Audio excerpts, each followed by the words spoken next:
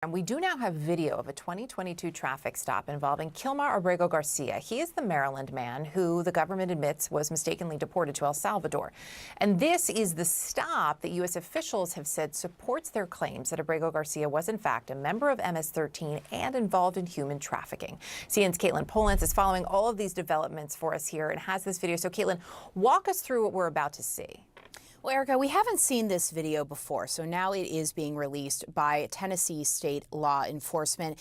And what we're going to see, it's a traffic stop from November of 2022 where Abrego Garcia was pulled over for driving, speeding on I-40 in Tennessee. He wasn't detained and there were no charges that came out of this. Let's watch what happened during that traffic stop. How many rows have you got in here? 4?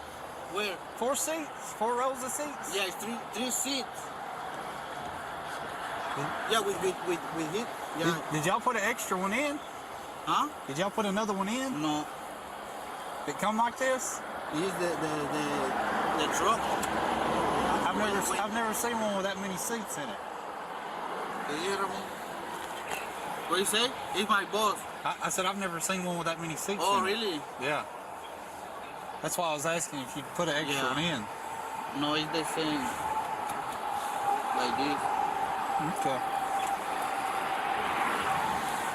Nothing illegal? Nothing, sir. No drugs or anything? No herb, no, nothing illegal. Okay. If I run my dog, will he tell me anything? Fine. So, Erica, you see in that video, there's an exchange with the officer that stopped him, Abrego Garcia, talking about many seats in that car he's in. Now, we're hearing about this because the Department of Homeland Security wants to say that this is a suspected human trafficking incident, even though there were no charges that ever came like that out of this traffic stop. The administration also wants to argue that Abrego Garcia is a bad guy that shouldn't be in the U.S. They have told a court that they believe he could be MS-13, part of that gang, and that there has no reason for them to bring him back to the U.S. They don't want him here. They want to deport him. They want him to stay in El Salvador. And even though they made a mistake that he shouldn't be in the U.S., his attorney, however, did give us a statement. Simon Sandoval Motionberg said, "I see no evidence of a crime in this footage, but the point is not the traffic stop. It's that Mr. Abrego Garcia deserves his day in court. Bring him back to the United States, return him before the same immigration judge who heard his case in 2019, and let him speak for himself." So this traffic stop happened between the 2019 immigration proceeding and him being sent to El Salvador this year. And this traffic stop, it really hasn't even come up in evidence in court yet, though the judge is trying to get more evidence about his background and the U.S.'s beliefs about this man. Erica? Yeah, and we'll look at see then maybe there will be more, but it's certainly interesting to see that video and the interaction, the exchange. Caitlin, appreciate it. Thank you. Joining us now, CNN senior law enforcement analyst, former Washington, D.C. Police Chief Charles Ramsey. Always good to see you. When you watch that video and we see the exchange between the officer and Abrego Garcia, what stands out to you in those moments?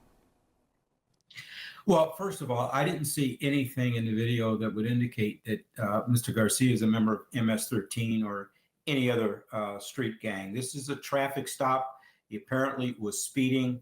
When you read a little further into it, and I saw a more extended video, apparently there was a search of the car with a K9. It came up negative. There were multiple people in the car, which is why the dialogue about how many seats and all that sort of thing. But there was not any indication that people were being coerced into any kind of forced labor, sexual trafficking, or anything like that. I mean, so if that's the best they have, I think it's pretty weak. To your point about, nothing showed up in that longer cut of the video with the dog. There are questions about the number of seats because there are rows in the car because of the number of people in the car. Would that be somewhat of a standard line of questioning if you were trying to get at something like human trafficking? How many people can you fit in the car? Well, I mean, I could understand the questions that were asked. I mean, the trooper did nothing wrong. And there was a second trooper who showed up who speculated that this could be a case involving that. And it's my understanding they reached out to DHS and told them what they had, and they said, it's okay to release them. So the only thing that came of it was a warning. And if this was actual human trafficking or something that serious, then they would have held on to him. I mean, so they didn't really have a whole lot to hold on. Yeah, it's an important point. I did also want to get your take before I let you go. We saw the president really push back in his most recent interview with ABC about the tattoos, right, on Kilmar Abrego Garcia's hand. Well, the administration is saying that it is the symbols, right? So you have a cross, a skull, a smiley face, a marijuana leaf, that those symbols are proof that he is a member of MS-13. I mean, how would you use tattoos to identify gang members in a similar situation? Well, I mean, if you see a tattoo, that would leave you, from an investigative standpoint, to ask more questions, to really do more background on this individual, to find out if they have any connection. But you need some concrete proof that an individual is part of any gang, whether it's a foreign gang, domestic gang, or what have you, to rest solely on a tattoo or wearing a particular baseball cap from a particular sports team that unfortunately becomes popular among some gang members, but not everybody wearing a Chicago Bulls or White Sox cap is part of a gang. They just happen to like the Bulls or the White Sox. So you need something more than just those kinds of things. And that's why you have investigations. You got to dig a little deeper. If you don't, it's pretty lazy, actually, to just rely on that. Chief Charles Ramsey, good to see you. Thank you.